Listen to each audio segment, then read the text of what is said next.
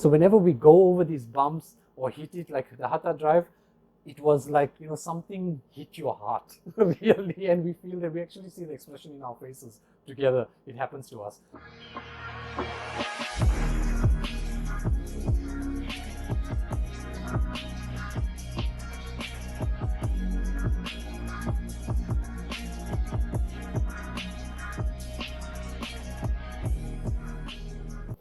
So I was negotiating to buy the car 2 months before I could get engaged in 2000, long time ago. And the day I got handed my car keys and the deal went through, and the guy came in, here's your keys, was on my engagement, sitting on the stage with 300 people in the hall, and the guy came in and gives me your keys. This is your engagement gift. I was like, you can imagine, right? So I left the hall, took my wife by the hand. Let's go, we're going for a drive. I was on stage, and father-in-law looked at me, future father-in-law, and my father is in, my late father as well, looked at me. It's like, where are you guys going? Oh, we're just here, we're gonna have a smoke, whatever. Went, took the keys, jumped in the car, had 3 friends in the back, 2 of us in front, and we went. We were gone for an hour. We never came back. When I jumped into the car for the first time, my left leg, after pushing in the clutch, started shaking. I don't know, Rashid will know that feeling maybe because he's had an E30, but my left leg started shaking. Because that clutch is not the lightest of clutches to drive, and just that power and whatever, so all of that. But yeah, so an hour later we came back to the engagement, our engagement, and my father-in-law, and I was like, where the hell were you guys? And you should have been, it's your function. It's like, no, we're going for a drive. He gave me the keys. So we passed the blame on to someone else. But yeah, that was the first experience. So a lot of sentimental value. Actually, that's why we still have the car till today, and hopefully you'll be driving it around your roads soon. Having the E30, we learned a lot. I learned a lot on in terms of mechanically on the vehicle, in terms of electronics, in terms of look and feel, body work on the vehicle. It's taught me a lot. I've had a lot of problems since the day I've got it for 20 years. I went through a lot on the car, even days on, sometime one time was on the Eid's day, driving to my father-in-law's house to go and greet him for Eid, and leaving his house, and the car wouldn't start, and the car was 100% fine. To find out the knock sensor in the car was faulty. I mean, who'd think of things like that, right? Rashid is nodding. Yes. So I went through that. So I think it's grown me in terms of, it's taught me a lot about German cars. It's taught me a lot about cars in general, what to do, what not to do.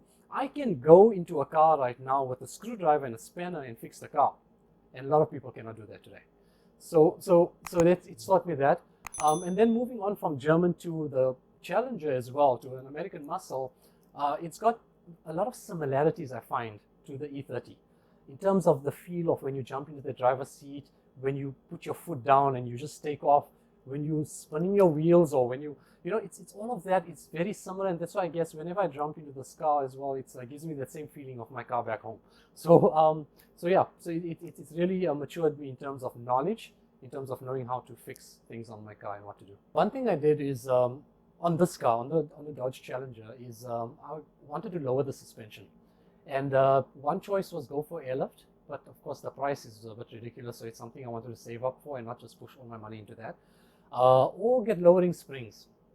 And went to go and see a couple of people and whatever, and no one advised me on how low the H&R is really. So because I know H&R is a good brand and whatever, I decided to go with H&R.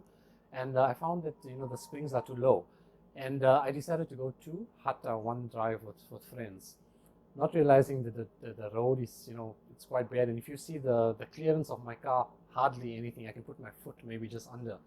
So I hit the car many times. That was, I think, the worst experience for me. Is like, even till now I have to go and change the springs on my car, because even my driveway where I'm staying right now, every single day if I move the car in and out, it scrapes and touches. But I think the worst was, my daughter feels it worse than me because she loves the car as well, and so do I. So whenever we go over these bumps or hit it like the Hatta drive, it was like, something hit your heart, really, and we feel that we actually see the expression in our faces together. It happens to us. So I think that was like, yeah, the worst thing ever that happened to me so far, which I need to change. I need to really change my springs on the car. Look, I'm all for environment friendliness, ozone friendliness, looking after the environment. I do not flick cigarettes out the window. I do not drive a car that has excessive smoke. Make sure my engine is maintained. I use the proper fuel, proper equipment for my car, and lubricants, etc. So I'm for that. But when you talk about electric cars, I'd say I'm not, honestly speaking. And the reason I'm not is I cannot see myself driving an electric car. Going from German to muscle to electric doesn't work. If my preference is always track, because really track you potential. Street, the problem is that there's limitations. There's always a traffic signal somewhere in front of you. So the next guy, like probably someone you told me about earlier, did, I raced a Corvette and I raced, but probably the guy was not even racing, man. He was probably coming towards a traffic signal and you saw the opportunity and so track is when you can show what your car is truly capable of, basically. There's a lot of messages that can come to mind, but I think the most important message is that trust yourself. Be sure, do not show somebody else what you are capable of. Be sure that you know what you are capable of and your car is capable of. For example, I've met a lot of people along the way that have died, friends, close friends, and it's all been because of showing off. My car can do this, my car can do that, my car's better than yours because it's faster, let's race. Okay, let's race. I died almost a couple of times within seconds, and this can happen to anyone. I've lost friends who have thought they're going down the road with their bike or their car, never came back home. It's sad and brings a lump in my throat if I think of all these people, but I think just do it for yourself.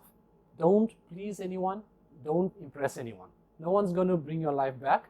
You're going to keep your life here. So that's basically it.